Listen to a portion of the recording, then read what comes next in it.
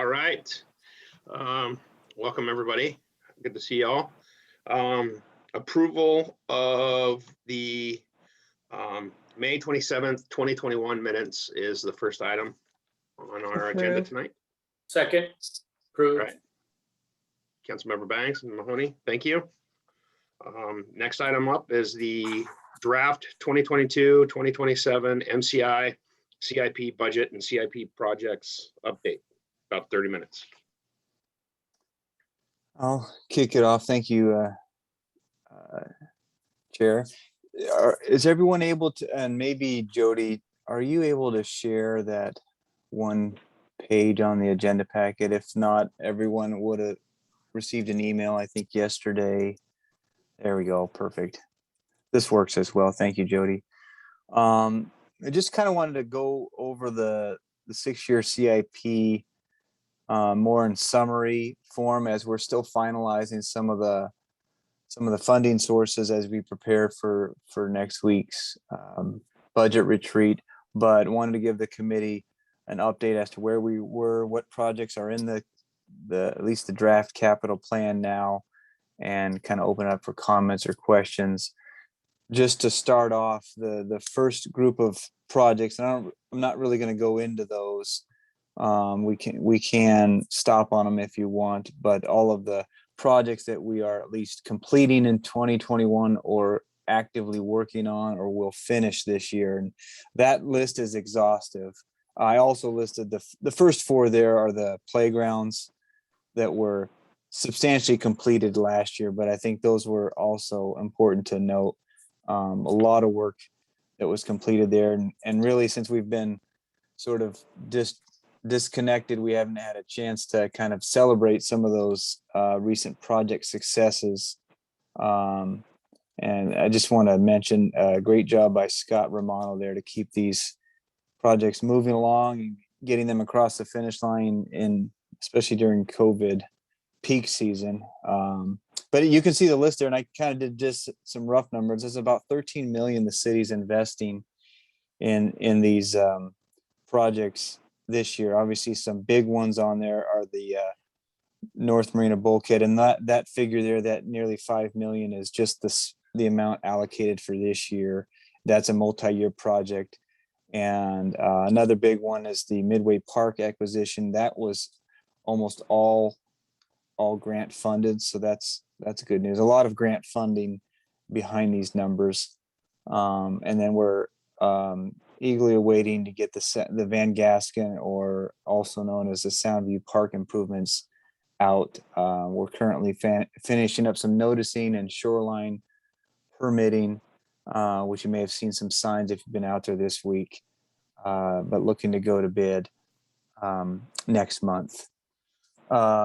Any comments from the committee or other staff on the current projects? Anybody want to talk to these or have questions on these?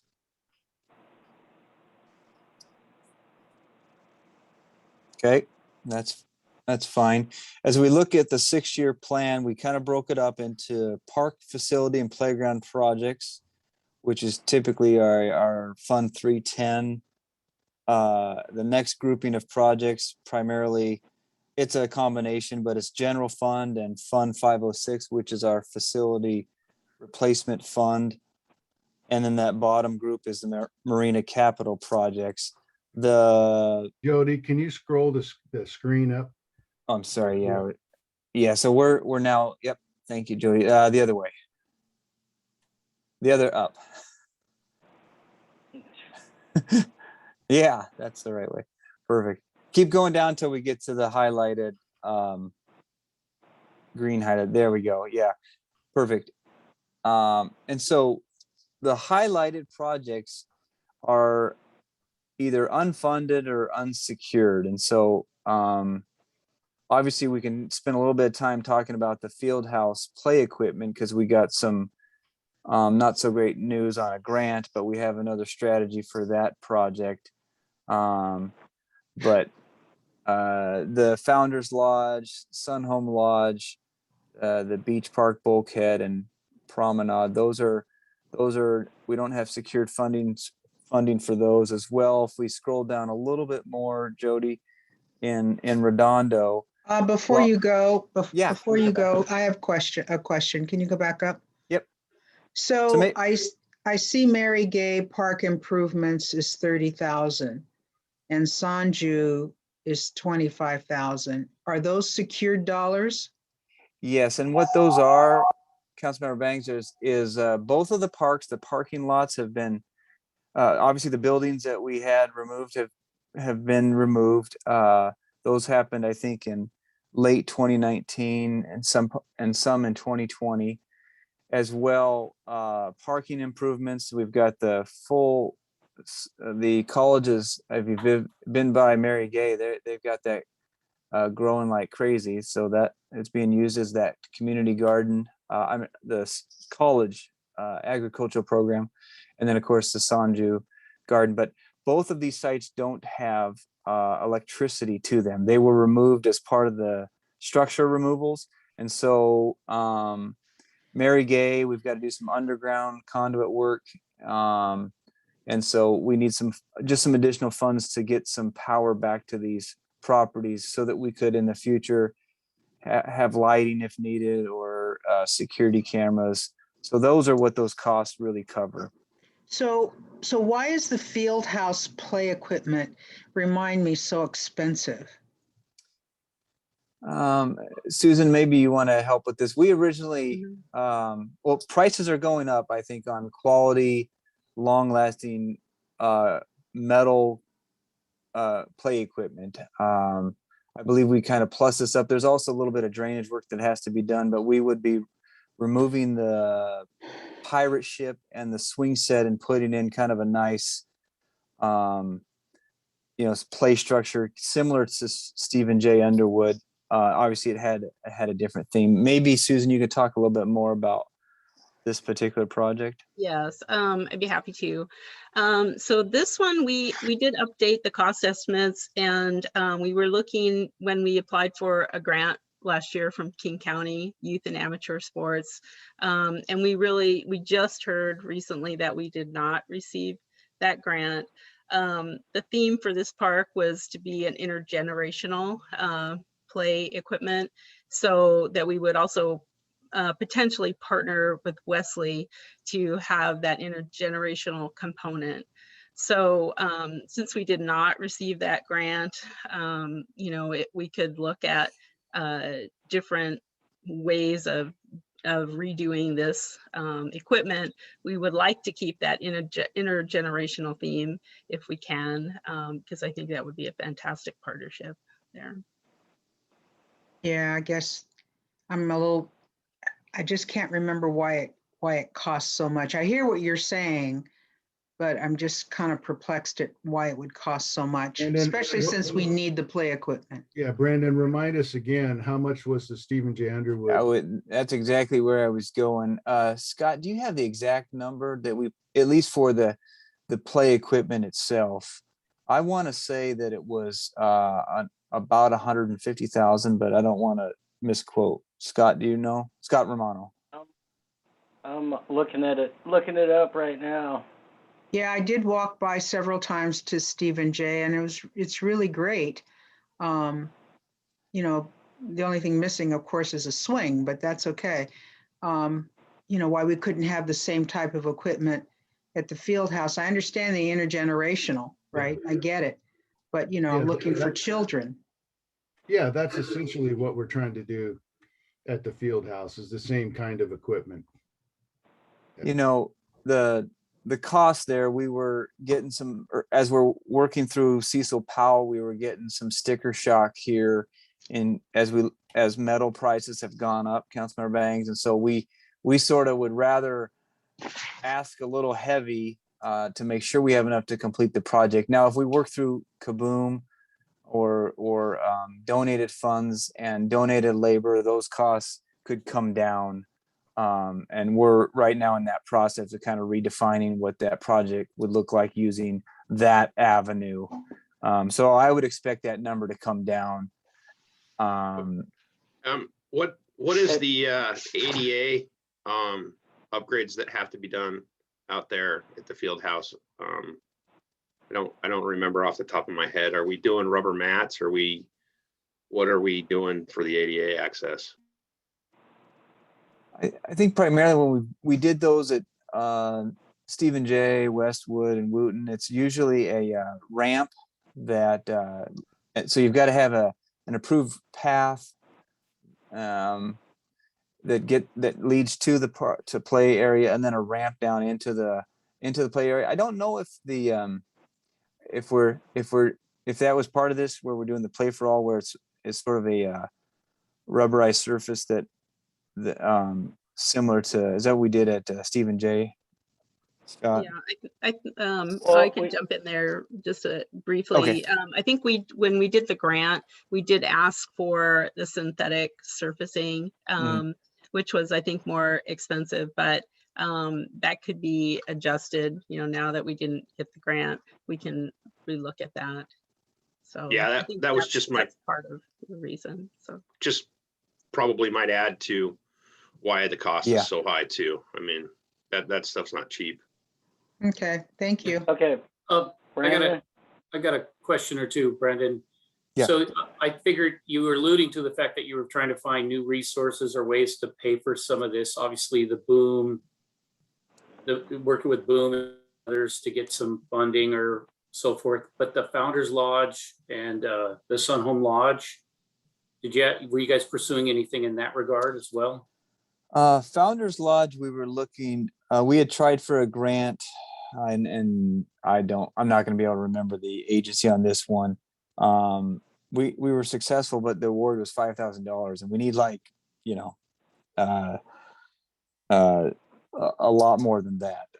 So we're seeing what we can do for 5,000 as kind of a quick Band-Aid, but we would probably be looking at, can we support the Founders Lodge with existing REIT? And part of that depends on what our bids come in with Van Gasken. That's the priority. Sunhome Lodge is more of a project that we would definitely want to find a partner, just due to the cost and that's just the foundation. We've got the design, but very, very expensive. And so we're just kind of, to be honest, the Sunhome Lodge and the Beach Park bulkhead promenade play equipment, those are kind of just being slid out as we focus the next couple years here on the Marina bulkhead, shoring that up down there.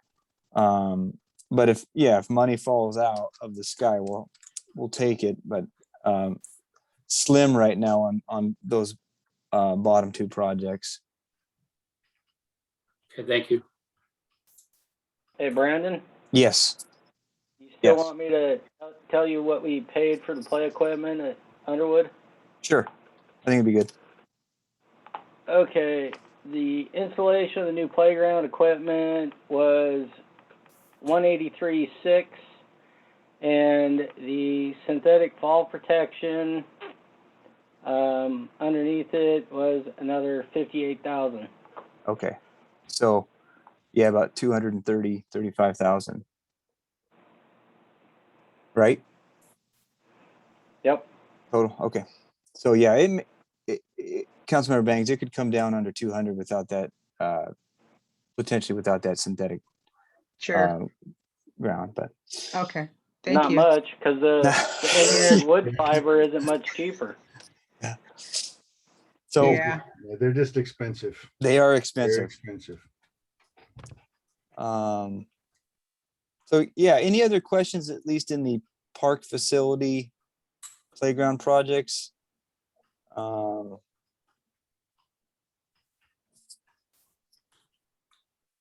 Not hearing any. We can move on to the building facility projects, and primarily these, like I mentioned, are funded out of our Fund 506. So that's where we are basically, setting aside money each month from each part of the city into a replacement fund, sort of like your maintenance fund at home, if you will. Some of these projects are supplemented with one-time funds, because you get some of the projects are rather expensive, like the police HVAC replacement. That's about $750,000, but we're gonna, now that activities are starting to come back online with the court and police station, at least the public interface, we had those, and we even went out to bid, I think, a couple times, if you guys remember. But we're gonna reevaluate the needs for those two and look at doing what's necessary in the areas where the public is interfacing both the court and the police. So that's slated for next year. And then you can just see the graduation of projects over time. Any questions on the building facility projects? Brandon, just really quickly here, earlier this week, we were still trying to true up some of the numbers here. Yeah. We're still in the process of that with working with Eric and finance. These are the project costs. Yes. The step that I think, council, that we're still waiting through is, do we have the resources to pay for these costs? And to the extent that we do, great. To the extent that we don't, then, we'll turn the projects to a yellow, we'll prioritize these and show the funding is unsecured, or we'll have to push it out a year. So we're still balancing revenues with expenditures. So you may see some slight changes when this comes forward for adoption, but this is our best guess right now. Yeah, it's a good point. I think especially with those 4 projects, the city hall parking lot, police HVAC, and the service center, material storage, and fuel tanks. I mean, all those combined there, are 2.5 million. And so we may need to be sliding those out to match our revenue lines. I can tell you, especially on that last one, the service center fueling canopy and replacement of the fuel tanks, that's probably going to take us out beyond our 6-year, unless we can find some other monies. Just knowing where our Fund 506 sits, that's a big pull on that. Do you have a question, Councilmember Mahoney, or no? Sorry. So maybe on the next 2 projects are fun to talk about. I mean, those are the North Marina bulkhead and the North Lot restrooms. We just issued notice to proceed today to the contractor. So they are set to go August 24th. So we're inside of 30 days. Yay.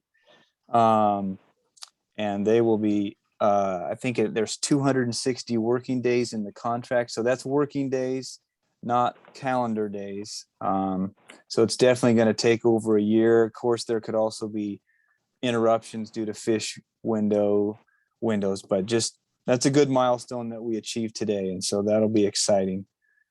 And then just really Yep. quick here, council, you'll note that we're taking intentional action to break out projects that are down on the waterfront or in the marina. We're intentionally trying to distinguish between marina capital projects and projects that occur in the marina area, but are really general funded activities. So the North Bulkhead, the North Lot restrooms, those are general funded capital projects that are not paid for by the marina tenants.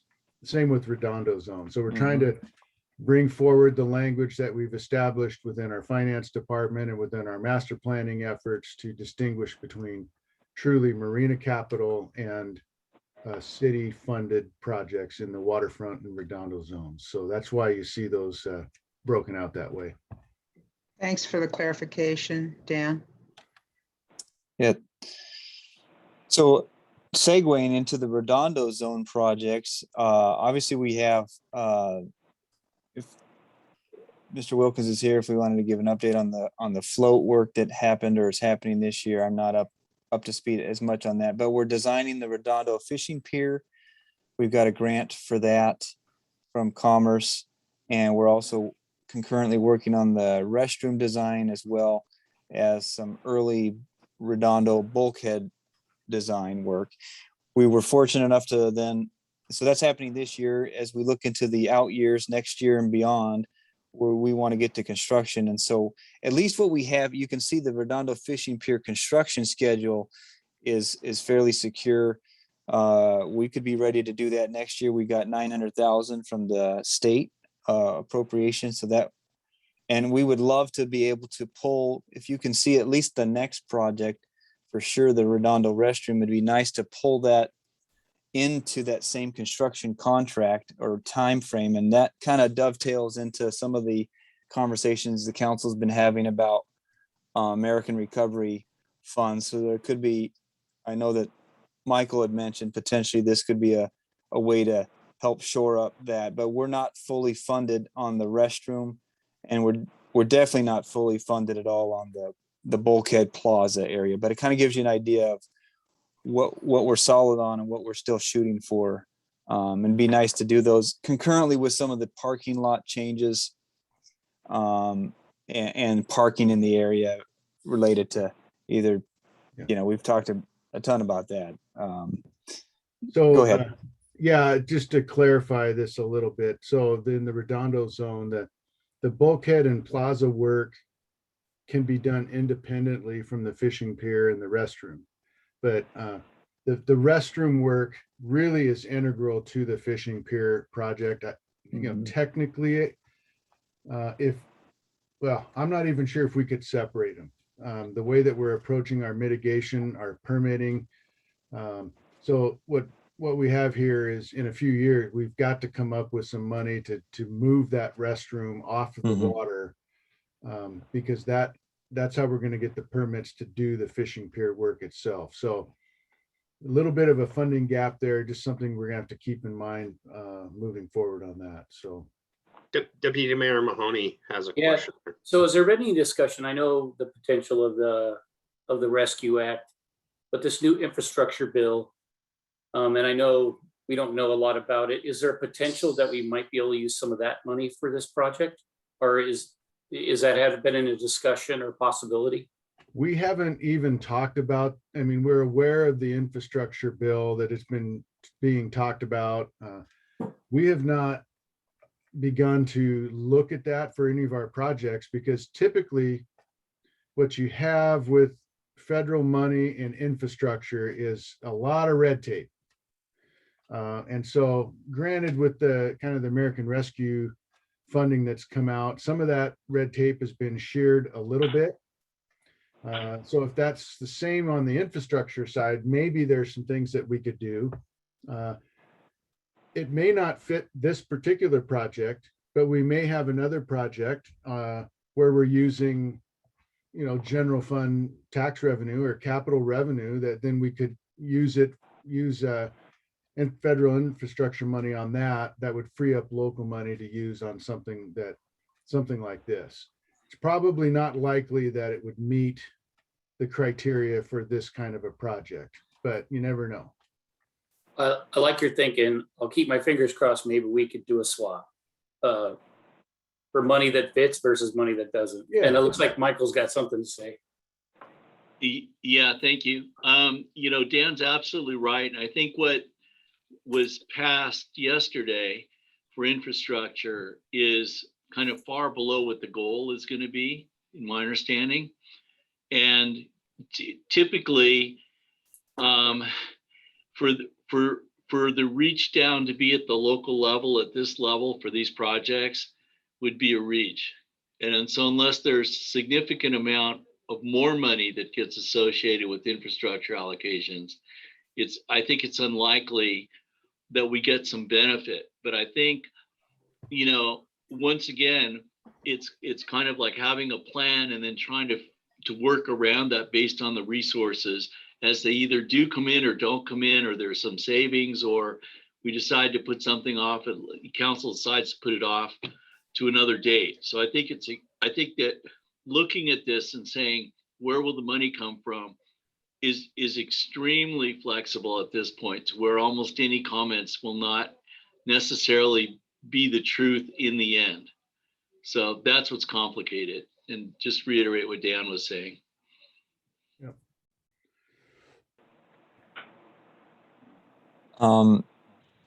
Maybe Scott, do you want to, now we're into the Marina Capital Fund projects, the four there, do you want to speak to those? Thank you, Brandon. Yeah, as you know, we're Council approved our agreement with Moffett Nichols last week. So that's where our design and construction will be starting this year for our dock replacement and things like that. Along with that, the all-purpose building, they'll have some involvement in that to get the design work started on that and things. So that's where some of that money there is sitting there broken up. The dock electrical replacement, that's an ongoing. We push that out a little bit because we want to make sure that when we start talking about removing docks, we're not throwing money in them before we're going to remove them right away. So we just want to make sure we have that out there. And our tenant restroom, we'll be doing some design work this year. We all know that's been an ongoing project for a lot of years. Unfortunately, COVID kind of put a little ding in that one, and then COVID kind of put a ding in the design crew, and because the people we were working with to design the facility, they had to phase out their design. Yeah, they phased out their design portion of their organization, so we lost that. So as you know, we were trying to kind of tag team on Andrew's design for the north bulkhead restroom, so we can continue that continuity throughout the marina. And we're still working with them. I don't think they fully understand what we were hoping for, because we got a bid back that was a little higher than I was expecting, but we are still working with that one. And that's kind of those four right now. Dan can probably elaborate a little bit more. No, I think that's good. The just one minor clarification. The Moffett Nickel consulting firm, they're going to be doing the water side analysis and dock replacements for MN and potentially L dock. We'll see if we have enough funding to do that. Our plan is, once we get rolling on that, to begin doing some additional preliminary engineering and design work on our all-purpose adaptive purpose building. That work won't get started in earnest this fall. Primarily it'll be next year, but we'll probably be starting to work with some companies on what that will look like in more detail. And Brandon, just remind me really quick, is this all you had on this particular? Yeah, that we're tracking pretty well with time. And so, go ahead.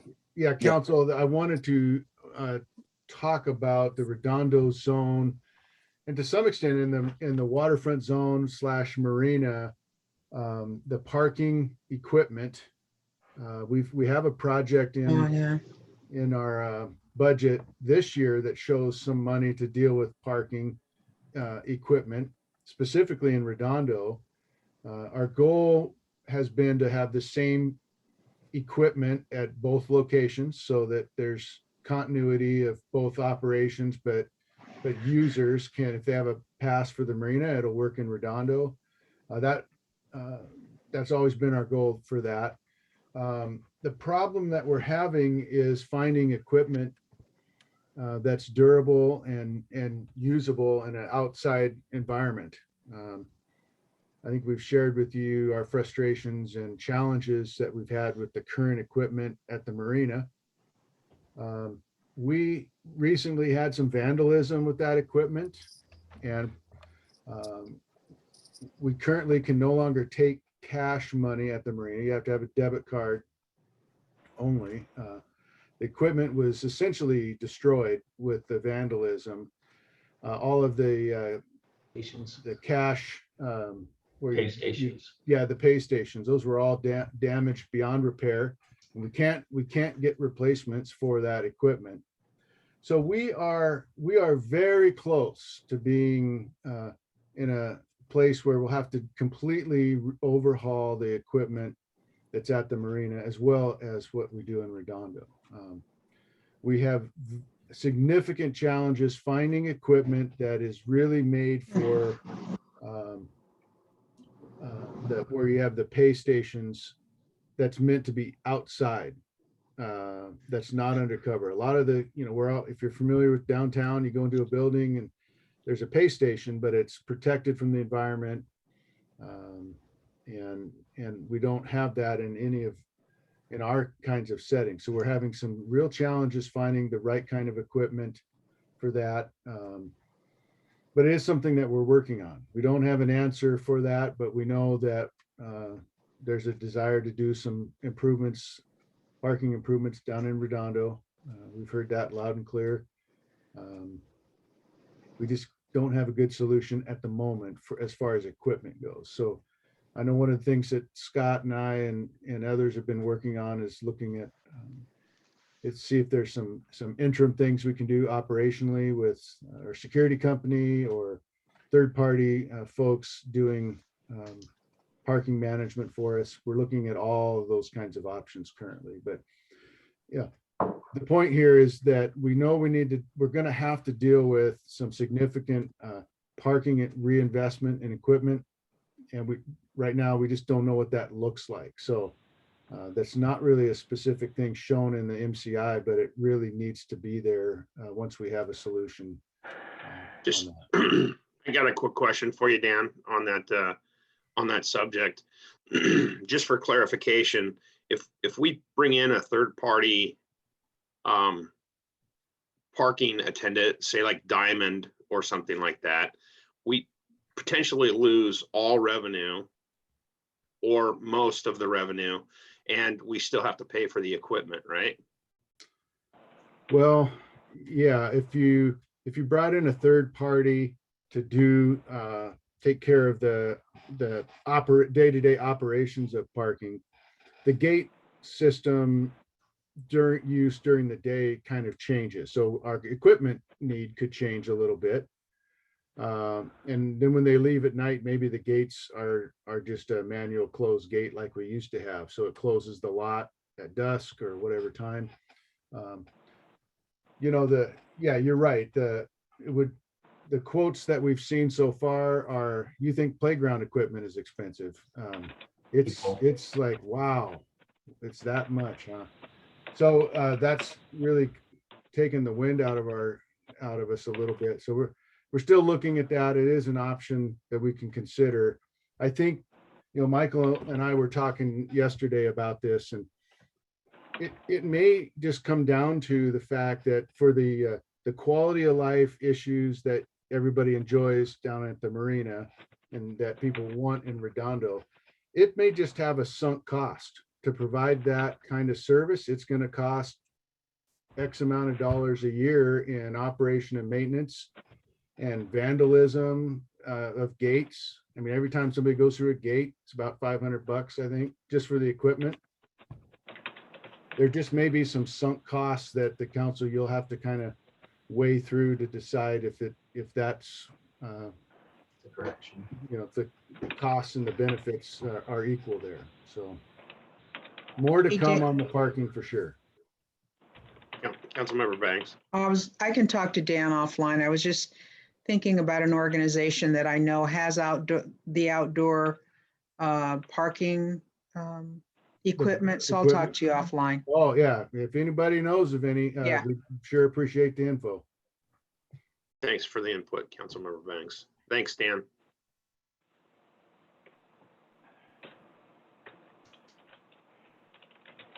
Does that wrap up our second item, the MCI presentation update? Yeah, I was just gonna say, we'll without any other questions, we'll, like I said, work with finance to true up some of the funding. And that may shift some projects that are out a few years, but primarily the early projects shouldn't change a whole lot. We'll be bringing that forward though in sort of a comprehensive draft CIP next week, based on this meeting. Beth Ann, could you maybe speak to this kind of the schedule for adoption of the CIP? I know we've been trying to nail that down a little bit, so at least our best guess right now. Our best guess would be, we would like to bring it to council on September 2nd. Because that would help us lock down our capital costs to feed into the operating budget. So I don't know about my colleagues, so if you're looking for input, I'm comfortable with that coming to full council for consideration on the 2nd. So I see a nod from Councilmember Banks and a nod from Deputy Mayor Mahoney. So I So think you'll you've got have- direction. I think you'll have a draft of the full CIP within the next week or so. Is that right? Yes, you'll we're be able going to try to review get you that a ahead draft of it. Yeah. Yeah. Okay, well, I think we know what to do moving forward. Thank you. Oh, Michael. Michael, Yeah, just, you know, Chairman Nutting, it's like, I just have to be reminded of probably 2014, 2015, when all capital projects were pushed back at least 4 years because there was no money to do anything. And now in the midst of COVID and all the challenges that we faced, to have such a vibrant and active capital projects list, I think is extraordinary and great work on everybody's part. Council, staff, Brandon, Dan, you guys, Andrew, just done a great job. So I just wanted, it just was a real, you know, I was just thinking of that. It's so striking that we can move forward as a city in such a progressive manner with all these projects that are going to be helpful to the community. So anyways, I'm sorry, I just wanted to say that. I couldn't agree more. Thank you very much, Michael. With that, it looks like we're moving on to the Marina Master Plan update.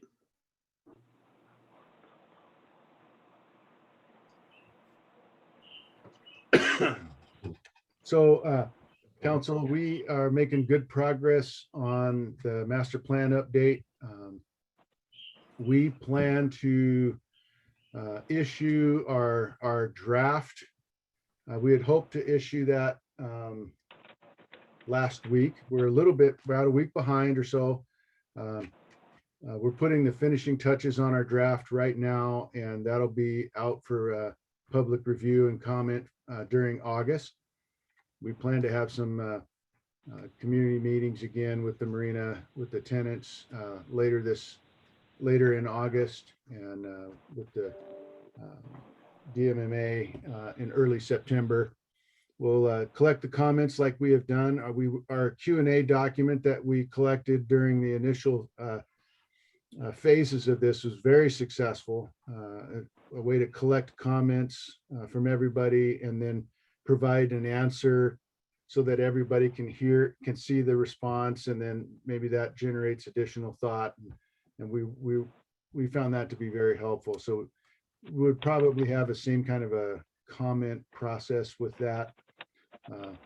There's a few sections of that master plan where we're still waiting for some information that is part of the Moffett and Nickel scope of work that was approved last week. So that won't come in probably until September or early October, but we'll be able to complete this process and bring the final draft forward to council for adoption late October, early November timeframe. So that's moving ahead really well. So anyway, that's kind of the update on that. Just letting you know where we're at. Perfect. Deputy Mayor Mahoney, do you have a question? Okay. No, just not now, just afterwards. I just want to know about the senior center and the bridge, where you guys were on the bridge situation. Okay. We're good with what's docketed on the agenda for tonight. If staff's got a little extra time. Deputy Mayor Mahoney's got a question about the senior center, and then I have actually got a question about the Parks and Rec. That is the Midway Park presentation. Okay. So okay. If everybody's okay with that, can we move forward with a couple extra items?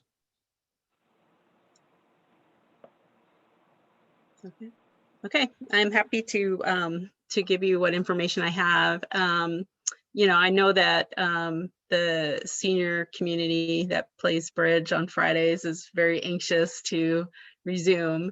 And we have put together a statement and a little more information that Bonnie has it right now for review, and that should hopefully be going out today. We're focused on safety, and we are looking at a kind of a slow reopening. We're right now also finishing up the improvements, the new flooring and the new paint, and then rearranging to kind of get ready for reopening. In August, we'll have some outdoor events such as a walk and a barbecue, and start kind of some in-person individual type services. In September, we're hoping, depending on the COVID situation, that we could start to do some interior programming.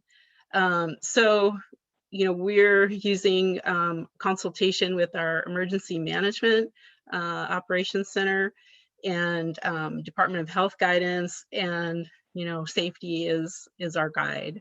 So we are working toward that, and we are also anxious to be able to accommodate programming and lunches again. Interior, our lunch provider is still not providing interior congregate dining with any of their senior centers that they service. So we are definitely anxious to try to get there, but we do need to be cognizant of what is safe to do. So we'll have a little more information coming out on that shortly. And And just for clarification, yes, Michael, just for clarification, council can't do anything to nudge emergency management to go into a way of reopening city centers. It's basically up to the way the spread of the virus and the variants and everything else. And Michael, please. So Councilmember Nutting or Chair Nutting, that I wanted to make exactly that point. And so we have been a very cautious city. And I just wrote an email, which you'll see shortly, knock on wood, but we have had no infections and no fatalities on the City Hall campus. And the same is true for the activity center. And everything that we do is guided by the appropriate emergency management protocols. And we have an incident commander for this entire COVID for the city, and it's Assistant Fire Chief, who is involved with the Emergency Operations Center, as are we. I chair the policy committee of the Emergency Management, the Emergency Operations Center, and we will not yield to, unfortunately, to the desire of the public for things to be different than they are. And we're trying to deal with them as they are. And we will do everything in our power to maintain the safety of our community and provide the maximum services and opportunity for them to participate in activities that they want to participate in. But we will not go beyond safety, and council has no jurisdiction to push that issue. So people can appeal to council for that, and it's certainly taken with great seriousness, but it's nothing that we will compromise on, just to be perfectly clear for everyone. Thank you. Thank you, Michael. And I know I applaud the efforts of City Hall to keep the city staff and everybody safe. So I'm good. Thank you. Deputy Mayor Mahoney. Yeah, thank you, Michael. I agree with you. It was just, trying to find the status. I'm really glad that you guys have some kind of statement to put out that assists us greatly too. So thank you very much for doing that. Yeah, that's going to help a lot. We are getting a lot of emails, and it's understandable that people want to get back to some normalcy and some of the things they're used to at the activity center. But I absolutely agree 100%. Safety is first for everyone, including those who want to play bridge. Well, thank you. And I think my last question is, since we worked, Yvonne, my wife, and I worked with CHI Franciscan and Tanya Seabury to get an event that was essentially canceled up at Midway Park. We know that the Parks and Rec master plan is going to be revealed and taking some input. I was just curious kind of what that's going to look like. There's going to be presentation, slideshow, picture boards, or what are we doing up there? So are you referring to the outreach at the National Night Out date? Yes, correct. Thank you. Okay. Yes, we will have our consultant team, and I think Nicole will also be there, if not all the time, part of the time. And essentially, I think they have a questionnaire and some boards where people can write what they would like to see. And essentially, two things. Generally speaking, for the Parks, Rec, and Senior Services Master Plan, it's like what you want to see in your park system and or recreation thing. So ideas for what people want. And then the second part of it is a little bit more specific to Midway Park, because we were able to acquire additional property with grant funding. It does have limitations on what we can do because it needs to be open space for King County conservation features. But within those parameters, there are choices that the community can make related to how they would like to see that area developed into active park area.